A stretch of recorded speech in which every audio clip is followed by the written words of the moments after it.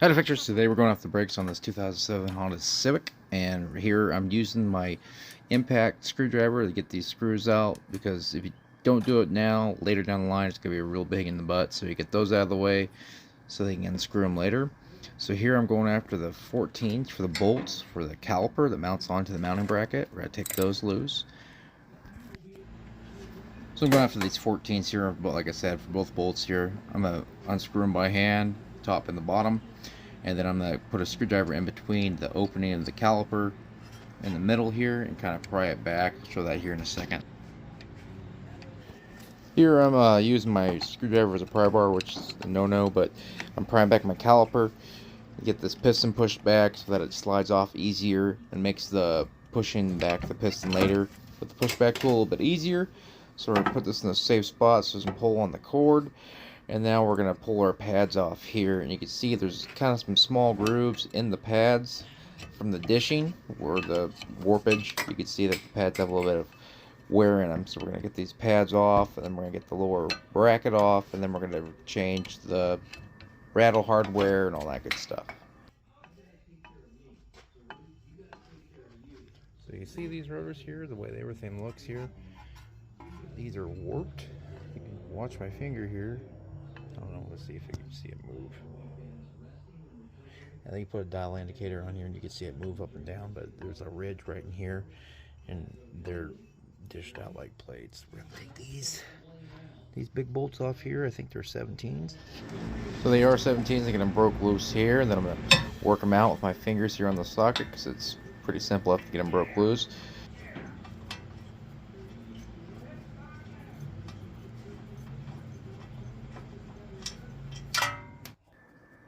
And me breaking those screws loose earlier makes this process a lot easier than the whole rotor spinning when you're trying to do something. You can, if you have problems and you don't get it off, you can also use like a chisel or like a punch to get these loose. Now I'm going to pop my rotor loose. Sometimes you got to tap with a hammer to get them off, but these just came right off. As you can see, it just pulls right off because sometimes they're rusted on there.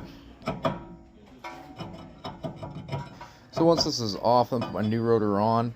This is out of the package. It's got some kind of oil, residual oil on it from the factory when they get shipped overseas to here.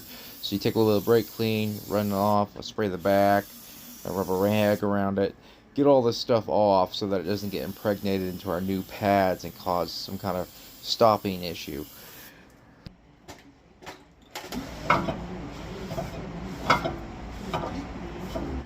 Alright, so these are our new anti-rattle clips. It makes our hardware for our brake pads tight. So you take the old ones off, and you inspect and look at the new ones. Sometimes from the factory they're cut wrong and they will scrape on the rotor that you're putting on. So you just want to make sure that you put this on, and when you lay it over your rotor, that you can see visually that this is not touching your rotor, because I have done it too many times to count that you trust the hardware you get and it's wrong. So the next step here is you want to put some lubricant here on your pins and make sure that these go back and forth nice and easy. You always want to put some high temp stuff on your where the pads slide back and forth. Alright, so here's our pads. You want to make sure that you put your pads on the right way.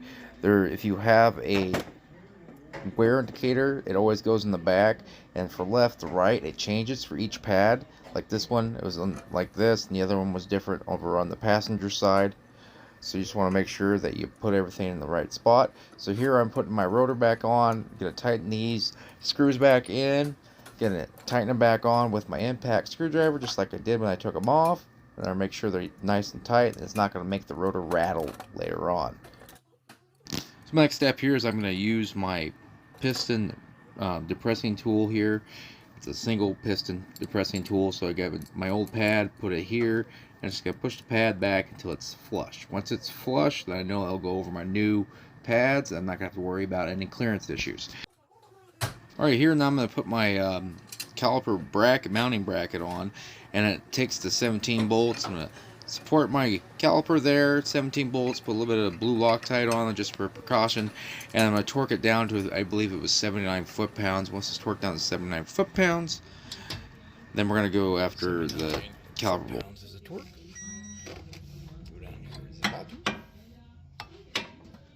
Alright, now we're going to get my caliper into place here. I'm going to have to use both hands to get it lined up. So this is 18 foot-pounds. Get this tightened down here and here. And we're going to go to the next side. I don't know if I'm necessarily going to show you the other side. Alright, so we're just going to run to the other side. Here's me taking off the pads. It's basically the exact same process. The wear indicator on the back is different than the driver's side. So just want to be mindful of that. So hopefully this is helpful. Thanks for watching. Really appreciate it. And if you want to find out any more information about anything else, just please give me a like, a subscribe, and check out my channel. And thanks for watching. I really appreciate it. Fixer good. Be a fixer. Be your own.